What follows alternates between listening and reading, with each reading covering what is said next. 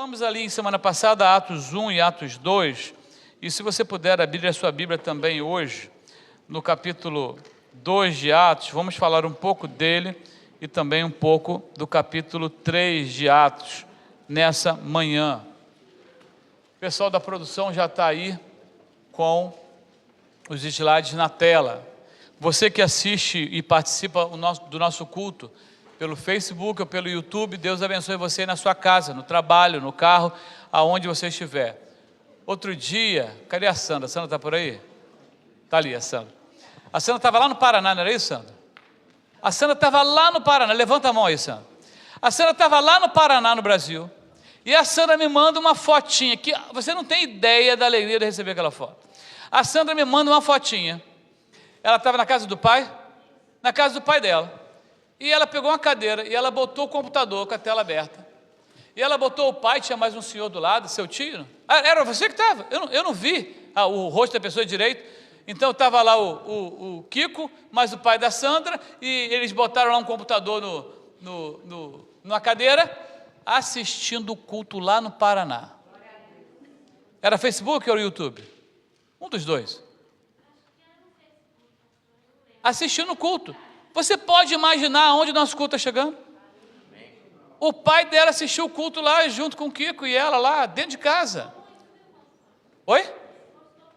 Olha só que ele gostou muito. Se ele estiver assistindo, um abraço grande e faça isso. Alguém que não está aqui, você conhece, eu vou mandar o link do culto para essa pessoa e ela vai assistir conosco. Isso é uma bênção aí da tecnologia.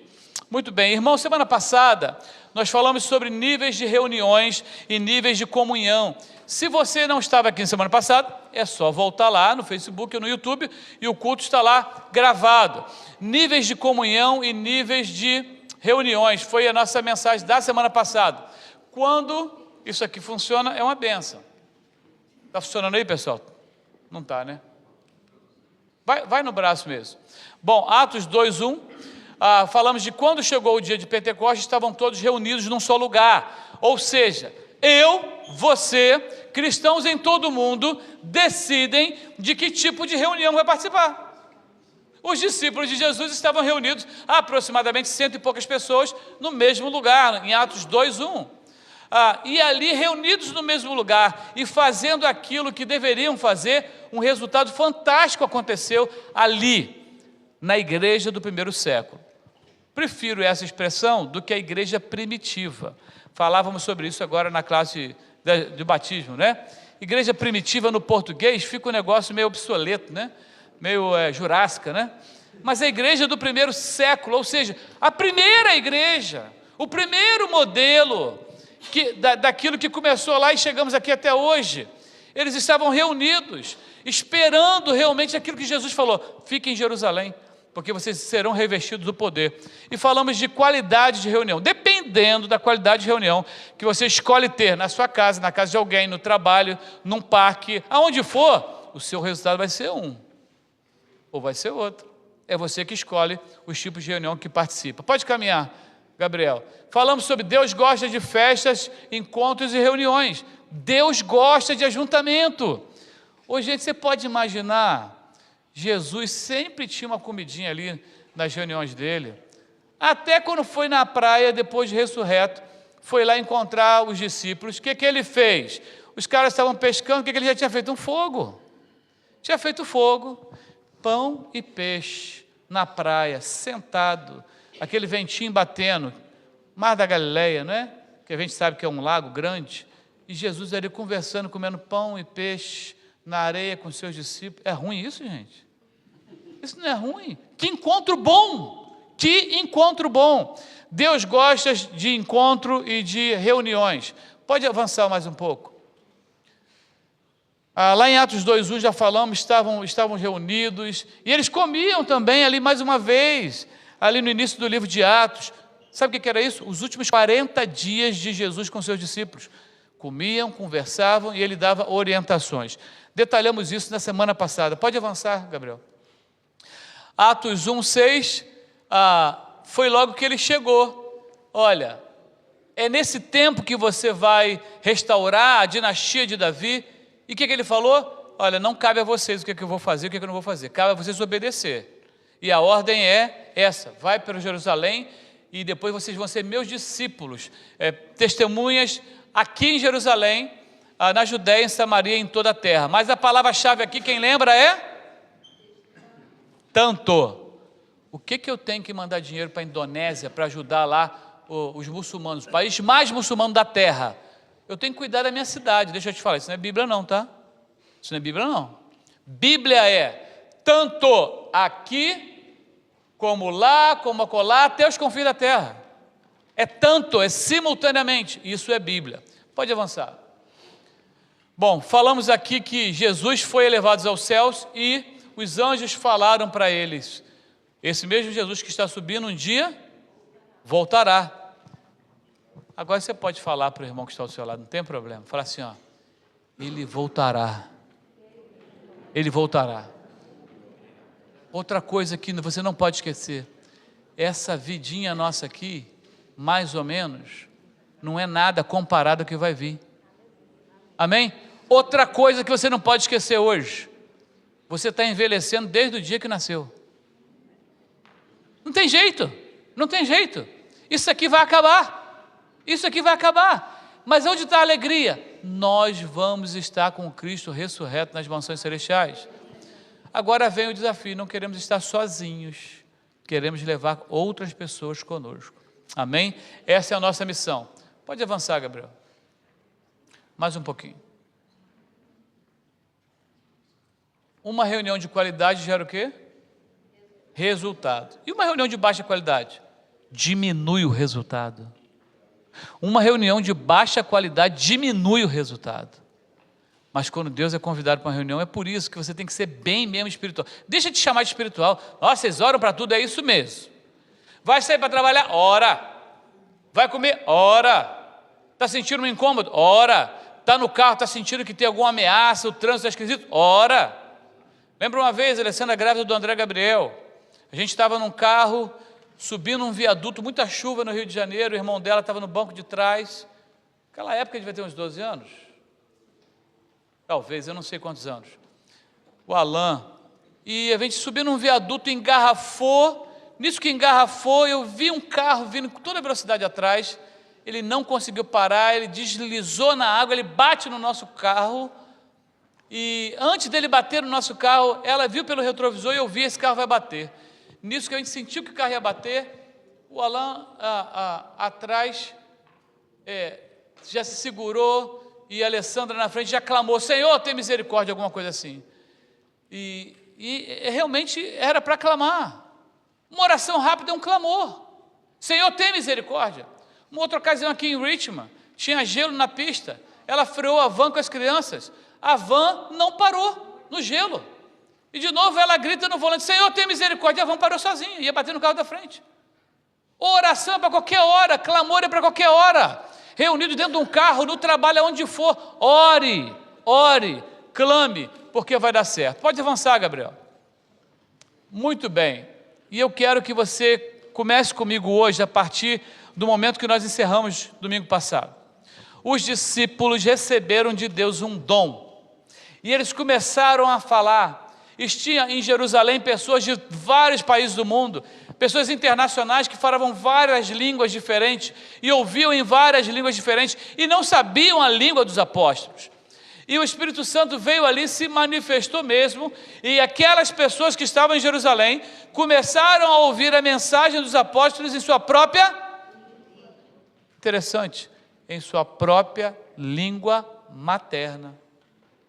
Você sabe que você pode saber falar inglês, escrever muito bem, espanhol muito bem, japonês muito bem, coreano muito bem. A adoração é na língua materna. É na língua materna que Deus fala com você diferente. É por isso que o esforço de ter a Bíblia na língua materna de cada povo do mundo. Porque na sua língua materna tudo funciona melhor. E aquelas pessoas ouviram o Evangelho em sua própria língua materna. O resultado, 3.000 pessoas convertidas, porque a equipe de tradução daquele culto ao ar livre foi o Espírito Santo. Não foi isso que aconteceu? Foi o Espírito Santo. Mas e aí, o que acontece depois? Vamos lá, Gabriel, próximo para nós. Pode avançar um pouco mais. Pode ir. Mais um pouco. Mais. Aí. Igreja, um lugar diferente. Igreja, um lugar diferente. Preste bem atenção. Uma pessoa nasce e a primeira comunidade, sociedade que ele é apresentado é a família. Independente do tamanho da casa, que comida se come ali, da roupa que se veste. A primeira sociedade que uma pessoa conhece é a sua família. E ali ele vai, então o jeito de viver é esse aqui. Mãe acorda, faz o café, o bule apita, a leiteira apita, né? Antigamente tinha aquelas leiteiras que apitavam, que lá é uma benção, né? Que não derrama nada, mas também acorda a casa inteira. E a pessoa já começa assim, o café da manhã é isso aqui. Para alguns o café da manhã na infância foi batata doce, não é isso? Cozida, ou banana, também cozida, assada. E esse café da manhã é tão bom que as estatísticas falam que quem teve uma infância com esse café da manhã tem uma longevidade maior, sabia disso? É desse jeito. Significa que muitos aqui vão viver mais de 100 anos. Então já muda já o café da manhã, viu, gente? A verdade é que a primeira sociedade é a família, depois a rua, a vizinhança que você mora, a escola, e você vai aprendendo a viver de um jeito. Quando chega na igreja, acha que a igreja é um lugar igual àquele onde você foi criado, ou igual à escola, igual ao trabalho, igual à rua onde você jogava bola, e você fica talvez um pouco perdido, as pessoas ficam perdidas. Você imagina a igreja de Cristo começando no primeiro século. O que se tinha para dizer? Igreja é desse jeito. E a coisa crescendo. Não tem YouTube, não tem internet, não tem telefone, não tem rádio. Pombo talvez para mandar uma carta. E não tinha como. Que modelo que nós vamos seguir de igreja? O que faz, o que é ser igreja? E eu quero começar a dizer para você que igreja é um lugar diferente. E esse foi o esforço dos apóstolos e daqueles que conviveram com Jesus. Mostrar para aquele grupo de 3.000 nesse momento, de que jeito nós somos. Você pode imaginar o tamanho desse desafio? Hoje você tem a Bíblia completa, 66 livros na sua mão, na sua língua. Você pode imaginar pessoas de todas, várias nações se convertendo.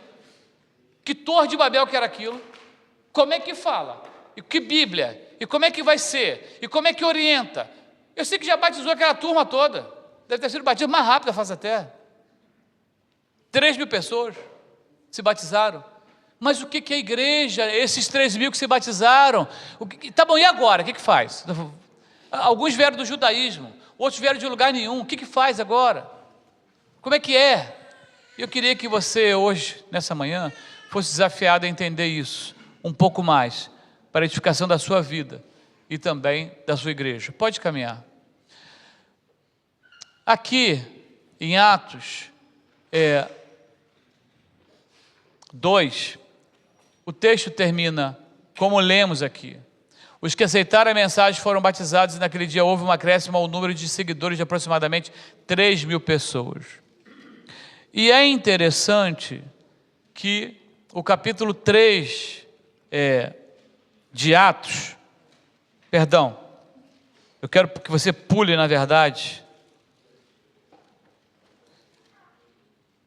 capítulo, ainda no 2:42 de Atos, vai dizer assim: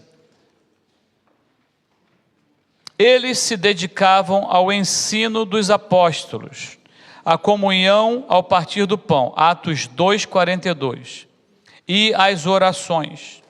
Todos estavam cheios de temor e muitas maravilhas e sinais eram feitos pelos apóstolos. Todos se dedicavam a 4 coisas. Eu chamo a sua atenção aqui, numerando essas 4 coisas: ao ensino dos apóstolos, à comunhão, ao partir do pão e às orações. E eu quero convidar você a orar comigo aqui nessa manhã. E vamos ver o que Deus tem para nós. Mais uma vez, Senhor, nós te agradecemos por estarmos aqui, te agradecemos pela tua palavra aqui na nossa língua, te agradecemos, Senhor, por podermos, Senhor, ter uma reunião pública, sem perseguições contra a nossa vida, como alguns estão tendo nesse momento em algum lugar do mundo, e que teu Santo Espírito fale conosco, e ele falando que nós obedeçamos, para a honra e glória do teu nome, no nome de Jesus, amém. Você está naqueles 3.000, perdidinho da Silva. Você só sabe ser judeu ou ser outra coisa. Você está perdido. O que faz? Esses quatro propósitos, esses 4 pilares definiram a igreja do primeiro século e podem falar conosco ainda hoje. Número 1, o ensino dos apóstolos. Tinha todo tipo de ensino de religião e de mestre para você escolher. Aqueles que se batizaram, eles se batizam e eles querem saber daqueles que andaram com Jesus o que era a doutrina, no que agora eles deveriam crer, como agora eles deveriam viver. Estavam lá os 11 apóstolos, mas Matias, que foi escolhido para substituir Judas, e outros que andavam com eles ali seguindo Jesus, estavam ali para dizer: quando o mestre estava conosco, ele fazia assim, ele fazia assado, ele nos instruiu. Quando a gente ia para a sinagoga, ele ensinava desse jeito. Essa era a maneira de Jesus. Atenção, 3.000, essa era a maneira de Jesus. Esse era o modelo de Jesus. Sigam esse modelo, é dessa forma. Alguém já disse, está escrito que linhas paralelas começam paralelas, mas em algum momento elas se separam numa distância maior. Qual é o desafio da igreja de Cristo em mais de 2.000 anos? Voltar para o ensino dos apóstolos, ou o ensino que eles receberam de Jesus, porque a verdade é que ao longo dos anos nós criamos ensinos para nós mesmos, e aqueles dogmas são engessados ao ponto que talvez eles possam interessar mais para uma congregação do que o ensino dos apóstolos. Isso é verdade. Talvez o objetivo, talvez a missão que os 12 ali compartilharam e passaram para aqueles 3.000, hoje esteja bastante distante de muitas congregações.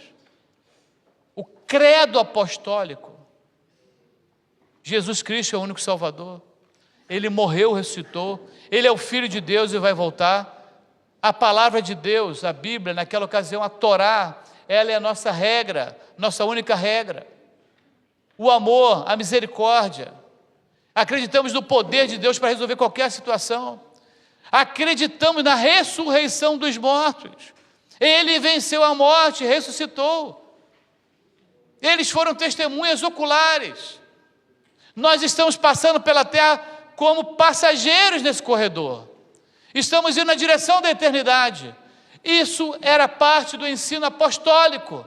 Deixa eu falar uma coisa para vocês. Você e eu, e todos os habitantes desse mundo, vivemos numa sociedade que milita contra o ensino apostólico. Como assim, pastor? Ninguém vai falar para você de morte, que a vida vai acabar. Tem gente que, falou em morte. Meu Deus do céu, mas vai acontecer. Daqui a 10 minutos, meia hora, 50 anos, eu não sei. Vai acontecer. O ensino apostólico encorajava os cristãos, dizendo: não temam a morte, porque Ele venceu a morte. Não temam o que comer, o que beber, o que morar, porque Deus cuida dos pássaros, das plantas. Ele cuidará de nós. Pense que desde Alexandre o grande líder general grego, o que Alexandre queria, morreu jovem, 30 e poucos anos de idade. Alexandre não queria dominar o mundo. Alexandre queria unificar a humanidade. Alexandre não queria só ser dono do mundo inteiro. Alexandre queria que todo o mundo tivesse a cultura grega, helênica. É por isso que ele implantou o grego como língua em todos os lugares que ele ia conquistando. Alexandre não queria só tributo. Vocês vão me pagar tanto aí, essa cidade, esse país que eu conquistei. Não. Ele queria que todo mundo fosse grego. A nossa cultura vai ser a cultura de vocês, ou cultura helênica. Quando você ouvir helênica, cultura grega. E ele trabalhou muito para isso. Mas isso implicava também que alguém negasse o seu credo. Que alguém desistisse daquilo que acreditava. E agora é o grego. E agora os deuses são outros. E agora os templos são outros. O que acontece é que Alexandre morre cedo demais. e 3 generais dele assumem uma boa parte do mundo, e fica fatiado, os gregos se enfraquecem, os romanos vêm, cheio de cultura grega, helenista. E eles estão tentando helenizar o mundo do jeito deles também. E eles não conseguem entender como é que esse povo sobreviveu ao faraó, como é que esse povo sobreviveu tanto tempo, continua judeu. Eles sobreviveram tanto tempo, continua com esse livrinho deles, a Torá, para cima e para baixo. Sobreviveram à Babilônia, os assírios, e esse povo está seguindo a Torá, e esse povo se reúne na sinagoga, e esse povo vai adorar no templo. Nós já fizemos um templo diferente, esse pessoal continua. Como é que pode isso? E agora ainda vem um cara que morreu, nós crucificamos ele e ressuscitou. Agora como é que segura esse povo aí? Não segura mais? Agora que não segura mais, vamos inventar uma mentira que roubaram o corpo dele. Roubaram o corpo dele. É a única coisa que a gente pode fazer. Como é que vence? Não tem jeito. A verdade é que a igreja do primeiro século, esses 3.000 e poucos agora, eles estavam passando perseguição. Receberam Jesus, muitos eram judeus, perseguição do judaísmo, perseguição romana, perseguição da família. Todo mundo tem parente, gente. Alguns aqui talvez tenham experimentado. Quando abraçaram a fé em Jesus Cristo, sofreram retaliação. Tem gente que sofreu retaliação no trabalho, outros dentro de casa, outros na praça lá da cidade. E essas pessoas aqui estavam sofrendo perseguição demais. Deixa eu te falar uma coisa. Se aquele que recebeu Jesus, então agora se tornou os do caminho, aqui eles não eram chamados cristãos. Mais na frente no livro de Atos, eles foram chamados de cristãos. Eles eram reconhecidos como os do caminho. Olha, fulano entrou para o caminho, ou aquela família agora está no caminho. Deixa eu te falar, se tinha posição de destaque, din-din entrando, lá na conta deles, o Wilson Fargo daquela época, acabou. Império Romano, cortou, acabou a fonte de sustento. Se você tinha sociedade com outro judeu que não concordava com você, já perdeu também o negócio. As pessoas começavam a ter que renunciar possibilidades materiais para seguir a Jesus Cristo. E o que vai acontecer? Eles precisavam ter comunhão, mais do que nunca. É por isso que a Bíblia vai falar, alguns que tinham propriedade, não eram todos. A maioria não tinha muitos bens. Alguns que tinham alguma propriedade, algum bem, vendiam para ajudar aqueles que perderam tudo, porque decidiram seguir a Jesus. A comunhão acontecia dividindo comida, dividindo terra, dividindo dinheiro, dividindo o que podia, porque se a gente não se ajudar, como é que a gente vai seguir a Jesus? A unidade, a comunhão, é o segundo marco da igreja do primeiro século. Ninguém nosso vai passar necessidade, porque a igreja é um lugar diferente. Tem uma frase muito interessante, nós só podemos fazer alguma coisa como tomamos ciência. Pastor, tem um irmão que está meses sem ter nada em casa, mas vai ficar mais 6, né? Se a gente não sabe do problema, como é que a gente vai agir? E também não é orgulho, fala não, porque um dia um irmão, no outro dia sou eu, outro dia outra pessoa, todo mundo é suscetível a algum maremoto na vida, mas igreja é um lugar, e nós temos que cuidar um do outro. Igreja é um lugar diferente. A igreja do primeiro século avançou porque ela sabia cuidar, ela renunciava para cuidar de todos. E tem agora também o terceiro ponto, interessantíssimo.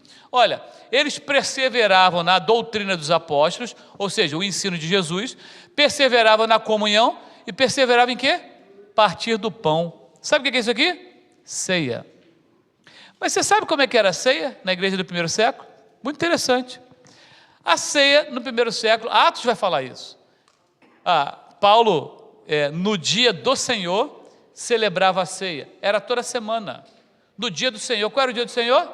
O dia que ele ressuscitou. Que dia? Domingo.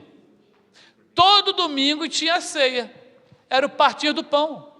A igreja do primeiro século queria lembrar, olha, ele morreu, ele ressuscitou, ele se entregou, foi o corpo, foi o sangue, é uma nova aliança, não vamos esquecer essa aliança. Crianças, olha, não vamos esquecer essa aliança. Adolescentes, não vamos esquecer essa aliança. Jovens, não esqueçam. Idosos, não esqueçam. Nós somos a igreja do Senhor. Lembra, ele morreu, ressuscitou. Aqui é o vinho, aqui é o pão. A ceia era semanal. E eles perseveravam ceando toda semana. Toda semana alguém tinha que lembrar, nós somos pecadores, gente. O cara pagou um preço por nós que a gente tem que ter vergonha na cara. Vamos para frente. Toda semana o sacrifício foi muito grande de Jesus por nós. A igreja do primeiro século avançava num quarto ponto. Qual é o quarto ponto? As orações. Todo judeu sabia que tinha que orar 9, 12 e 18. Eram 3 horários de oração. E eles iam para o templo orar. Isso era um costume. Isso era requerido de um judeu que realmente desejava seguir a Torá. Você sabe que ali em Atos 3 e 4, nós vamos encontrar um cenário de Pedro e João subindo para o templo na hora da oração.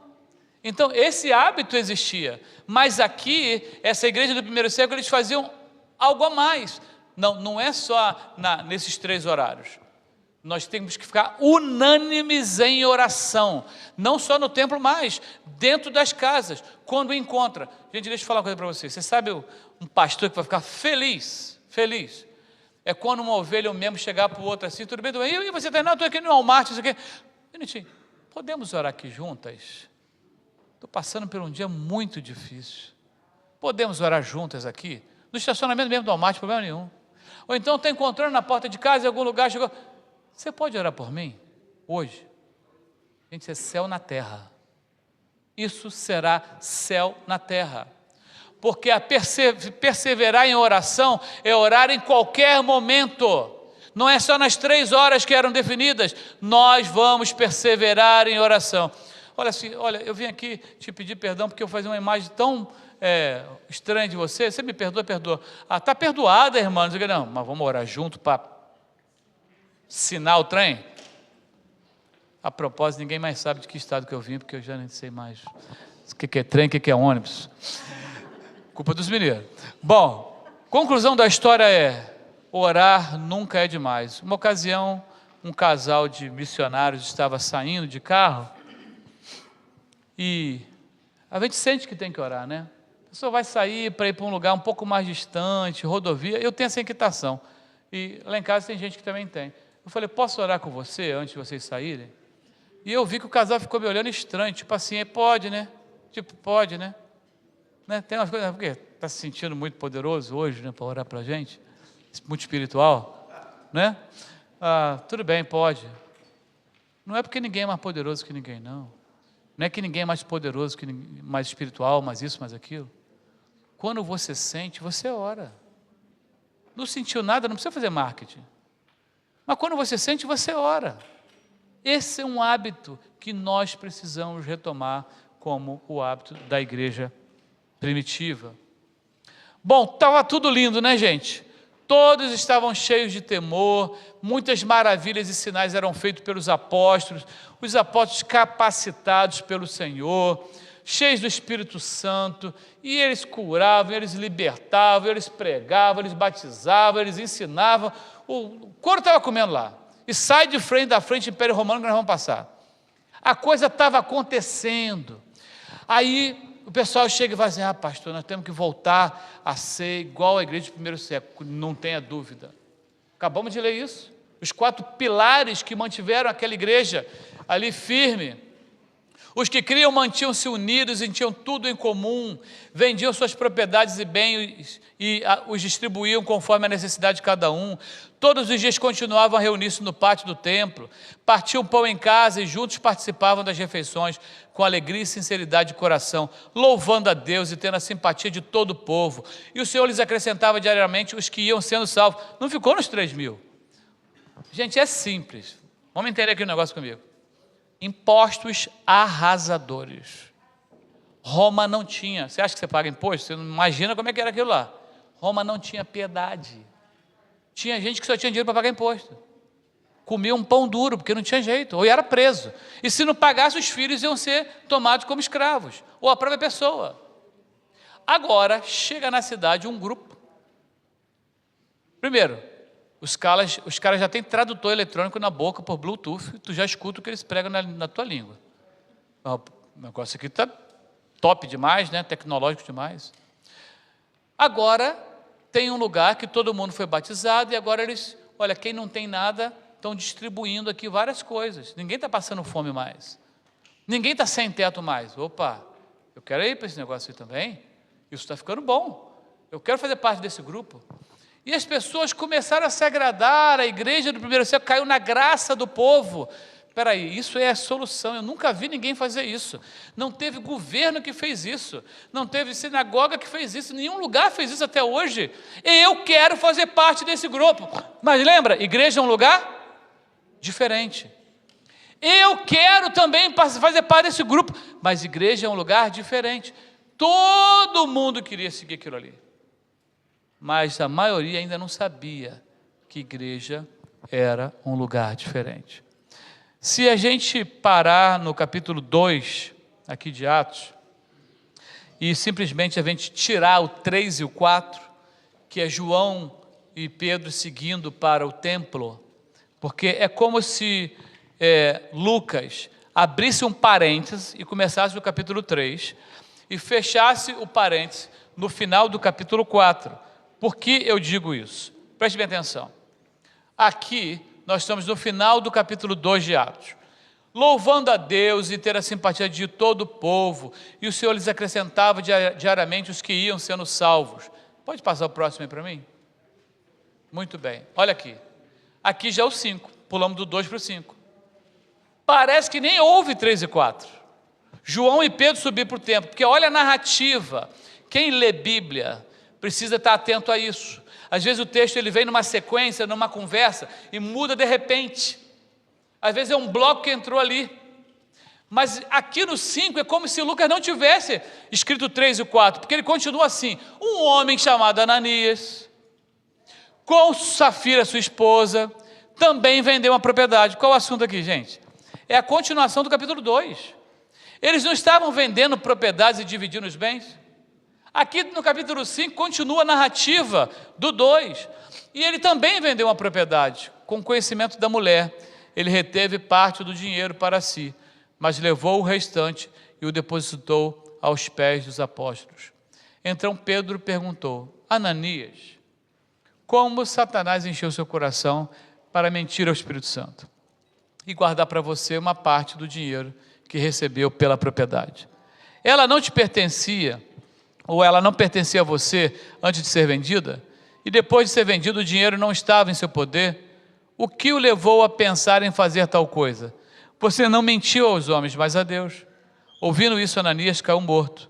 Grande temor apoderou-se de todos os que ouviram o que tinha acontecido. Então os moços vieram, envolveram o seu corpo, levaram-no para fora e o sepultaram.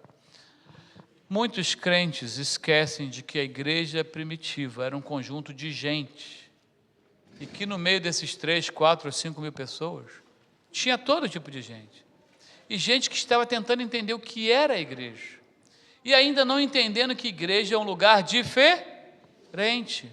Preste bem atenção. Ananias e Safira tinham algum bem lá, tá certo? Alguém obrigou eles a vender alguma coisa? Não.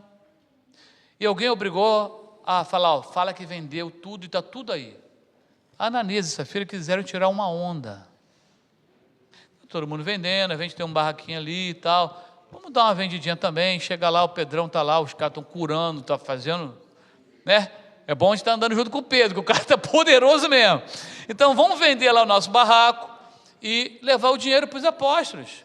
A gente vai ficar bem, nossos amigos já fizeram isso. Só que olha que coisa, gente, marido e mulher combina coisa boa, mas também combina coisa ruim. O crente tem que combinar coisa boa. Olha o que acontece. Eles decidiram, vamos vender, e vamos dar a sua parte e falar que deu tudo. Não tinha nem que dar nada, se Deus não colocou no coração. Mas nós vamos contar uma história diferente da história que aconteceu. E a Bíblia fala, com o conhecimento de sua mulher. Então houve o que, gente? Houve um acordo. E esse casal combinou. E combinou ainda pior. Vamos separados, para não chegar junto. Não sei se tinha muito assalto naquela época. Vamos separados. Você chega primeiro, conta a história, e depois eu vou chegar e vou contar a mesma história. Muito bem. E aí vai os dois lá para o Pedro. Logo, né? Vai para o Pedro. Tem certas, né, combinação que a pessoa tinha que pensar direito, né? Mas vai lá para o Pedro. Aí chegou o Ananias. Ananias chegou. E aí, Pedrão, pessoal da recepção aí, a escola dominical foi boa hoje? Tá tudo bem? Tudo bem? Pedro, tem um valor aqui. Eu e a Safira, minha esposa, sentimos no coração. Sentimos no coração que era para vender um negócio que a gente tem lá, ó. Tudo aqui para os apóstolos. Tudo aqui. Faz o trabalho, divide para os pobres. Eu vi que fulano, Beltrano já deu, a gente também quer fazer a nossa parte. Está tudo certo aí? Tudo certo. Estou indo, que eu tenho outra coisa para fazer. Vem cá, Ananias. Você acha que você está enganando a quem, rapaz? Deixa eu te contar, Ananias, igreja é um lugar diferente. Isso que você está fazendo, você faz lá fora, fazia lá fora. Ananias, você já deve ter enrolado muita gente, meu filho. Mas deixa eu te contar, igreja é um lugar diferente. Não adianta vir com essa conversa para cima de mim. E sabe qual que é o problema, Ananias? Não. Você vai bater a bota. Só porque mentiu. Você não precisava ter falado isso. Ninguém te pediu. Rapaz, não dá para ter mentira. Nós estamos começando a igreja de Jesus, você já quer bagunçar o negócio. Deixa eu te falar. O que você está falando é mentira. E você vai morrer agora. E ele ouviu o que Pedro falou. Na verdade, Pedro não falou que ele ia morrer. Só de ouvir, ele já morreu. E ele caiu. Os jovens vieram, pegaram o Ananias e já levaram para sepultar. O que eu acho interessante nessa história, sabe o que é? Ninguém foi nem contar para a Safira que o Ananias tinha morrido. Levaram o Ananias, abriram o buraco, já botaram o Ananias, enterrou o Ananias. Beleza. E a Safira está vindo com as suas safiras penduradas, né? Está vindo com seus diamantes pendurados. A Safira está entrando, salto alto, troque, né? E o Pedro está lá, e ela entra, né? Com mais uma pataca de dinheiro, alguma coisa assim, né? E aí, tudo bem com vocês? Como é que tá? O dia está maravilhoso, estou me sentindo tão bem, estou me amando hoje, né? Estou me amando, hoje eu estou perfeito. Aí chega lá para falar com Pedro, então, o Ananias, não sei se ele já passou por aqui, ele ficou de passar, né?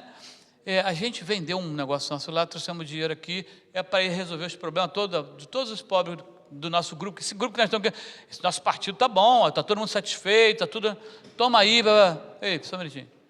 Você confirma que o valor que você vendeu foi esse? Pedro, tu não me conhece? Eu sou gente de falar mentira, Pedro. Foi esse mesmo. Deixa eu te contar um negócio. Tu está desatualizado das notícias do dia.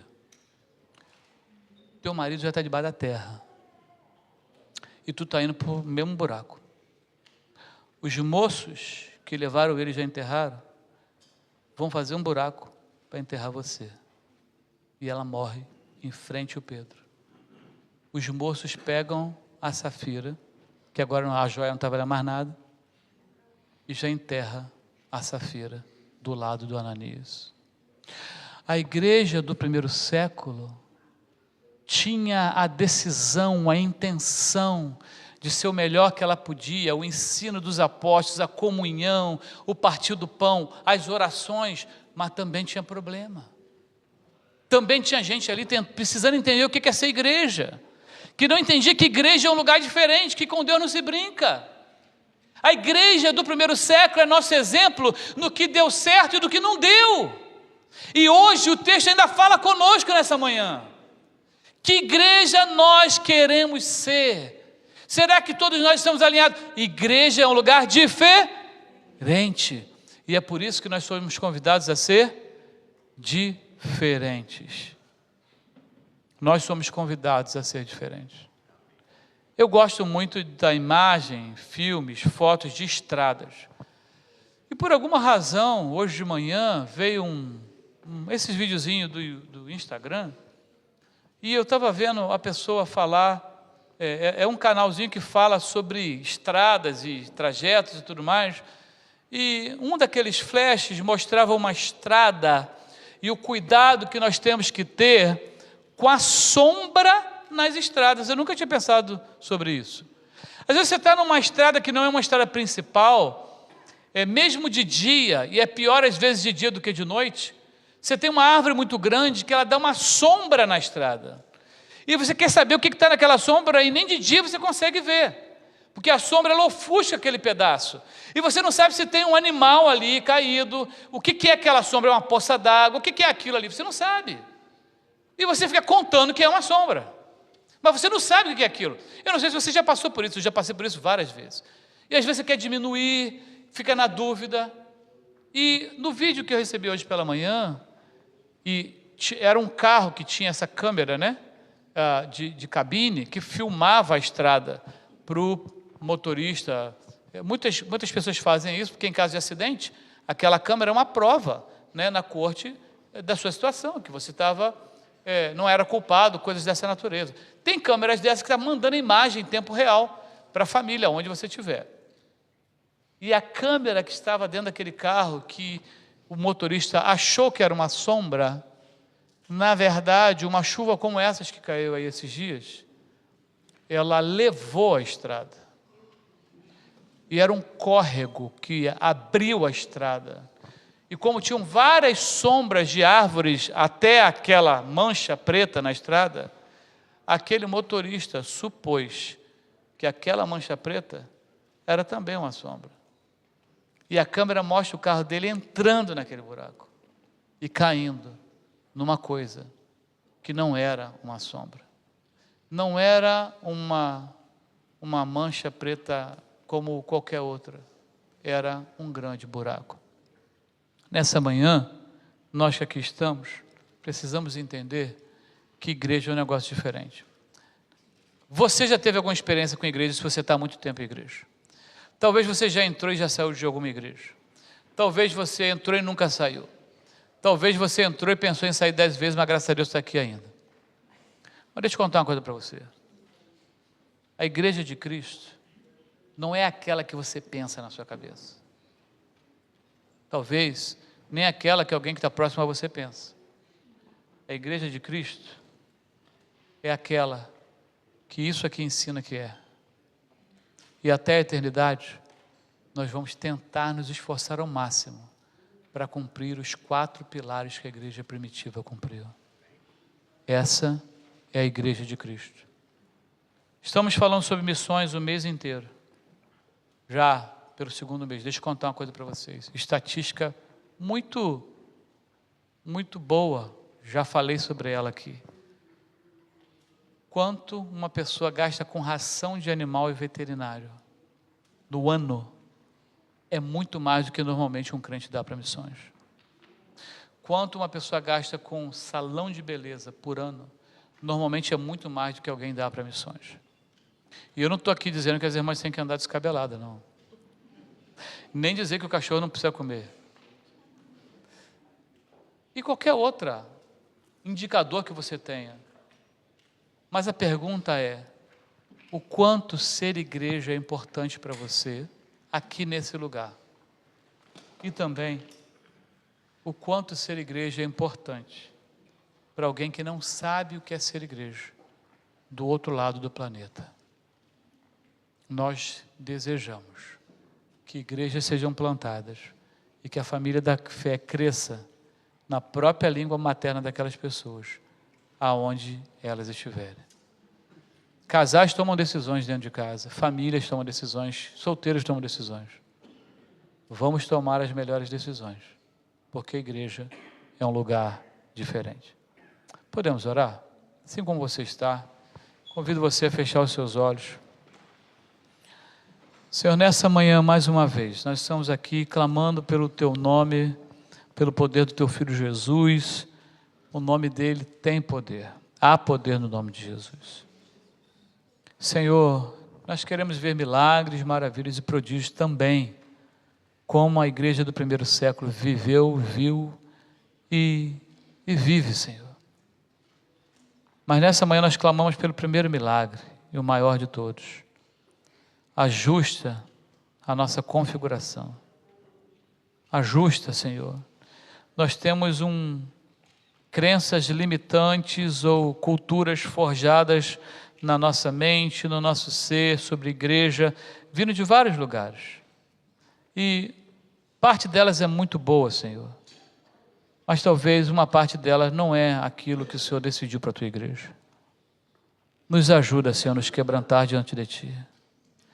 Nos ajuda dentro de casa, Senhor, como casais ou como solteiros, Senhor, que alguém possa ser, a tomar as melhores decisões. Porque agora nós somos parte do Teu reino.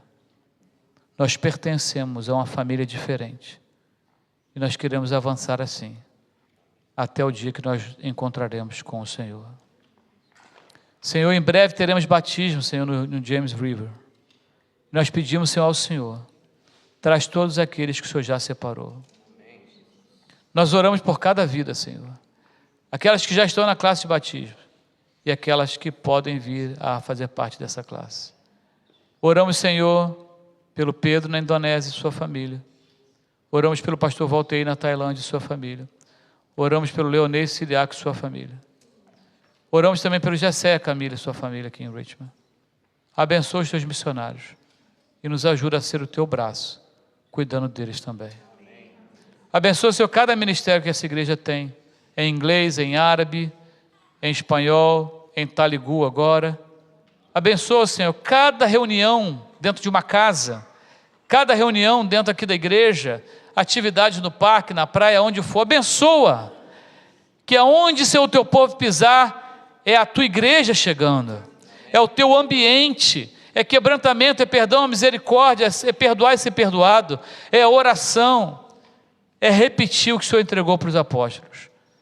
Nos ajuda, Senhor, a lutar para que ninguém tenha necessidade no nosso meio. Essa é a nossa oração. Oramos assim no nome de Jesus, teu Filho. Amém.